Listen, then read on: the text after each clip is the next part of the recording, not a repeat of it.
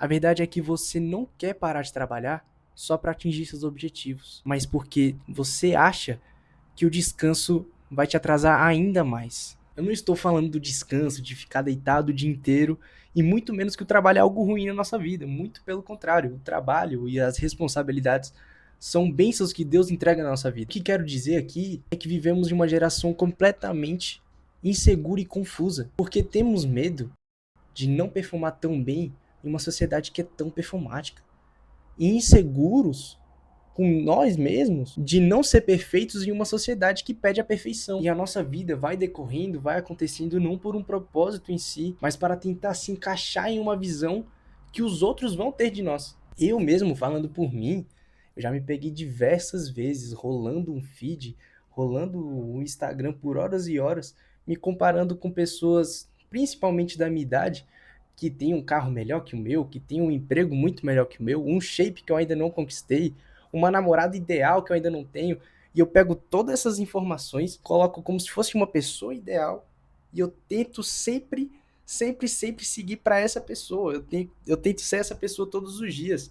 Isso me gera uma insegurança absurda dentro de mim. E toda essa insegurança que eu sinto, que a gente sente, ela é completamente medida à distância que estamos dessa tal perfeição. E quanto mais procuramos essa perfeição em nós mesmos e nos outros, mais nos sentimos culpados.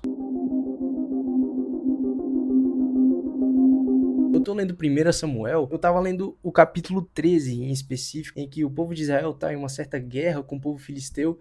Então o povo filisteu cerca o povo de Israel e Samuel dá o prazo de 7 dias para ele chegar até onde Saul estava, junto ao exército, para eles fazerem certos sacrifícios, fazerem um sacrifício de holocausto. Dá os 7 dias, Samuel não aparece, Saul começa a ficar um pouco desesperado, o povo começa a se dispersar, no caso o exército começa a se dispersar, por medo de não conseguirem. Então Saul, ao invés de esperar, fica com tanto medo de ficar para trás, que ele toma essa atitude que ele não deveria fazer, não foi posto para ele fazer isso. E aqui vemos exatamente de onde vem a pressa. A pressa, ela vem do medo de perder o controle. Nesse capítulo, a gente também vê o exército se escondendo. Eles não estão se escondendo por estratégia ou algo específico em si, mas porque eles tinham medo.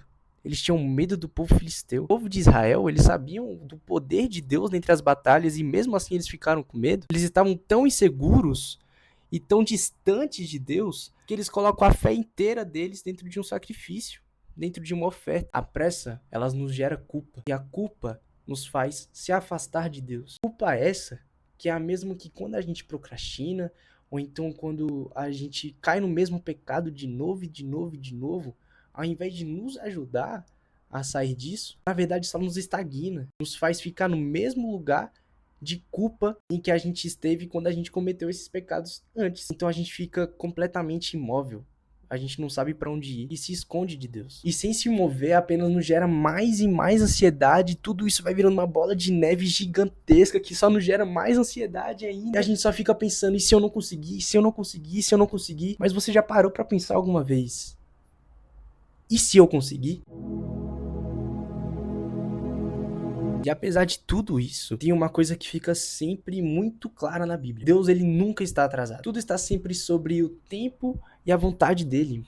Uns bons exemplos aqui, Moisés, quando está no Egito procurando a terra prometida e todo mundo está angustiado, mas sabe que vai acontecer. Ou então o próprio Jesus Cristo, que quando estava no Monte Sinai, ele fala com Deus: afasta de mim esse cálice, mas que seja feita a tua vontade. E é muito normal a gente se sentir angustiado, ansioso, quando a gente fica de frente a grandes decisões, a grandes ofertas que são colocadas na nossa frente. Mas a gente tem que aprender a ter dependência e confiança na vontade de Deus. O verdadeiro descanso, ele só virá quando a gente realmente entender que não conseguimos fazer nada pelos nossos próprios braços. Porque o maior inimigo da vida cristã, da vida com Deus e da nossa vida mesmo, é a autossuficiência. É pensar que a gente consegue fazer de tudo só pela gente. E sem ele, não conseguimos fazer nada. Descansar não é desistir da corrida. É você aprender a confiar no dono do tempo. Entenda, Samuel, ele tinha dado um prazo certo para Saul. Mas só que Saul,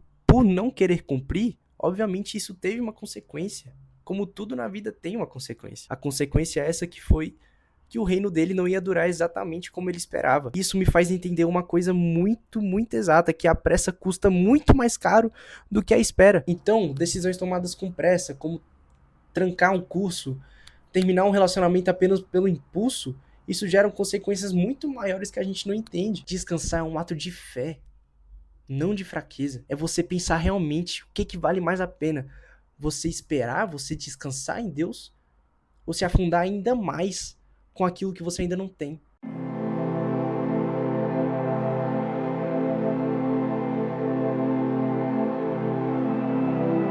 Aqui não é um vídeo te ensinando como ficar menos ansioso e descansar mais em 3 passos práticos e rápidos 2026. Não é isso que eu quero trazer aqui e eu não acredito muito nisso. Eu quero te mostrar o que eu realmente faço e eu tenho feito para corrigir essas aceleradas que eu tenho na vida. Uma das coisas que eu faço muito é identificar onde que eu estou me movendo somente pelo medo e não por propósito. Então é se diminuir para aceitar alguma coisa, ou então começar um relacionamento e estar nesse relacionamento sendo que a pessoa é completamente o oposto que você pediu para Deus, ou então continuar no trabalho que isso não te gera nada de fruto, não gera nada de propósito e apenas se diminui ainda mais. Tudo isso são coisas que você age somente pelo medo. Falta um propósito em si.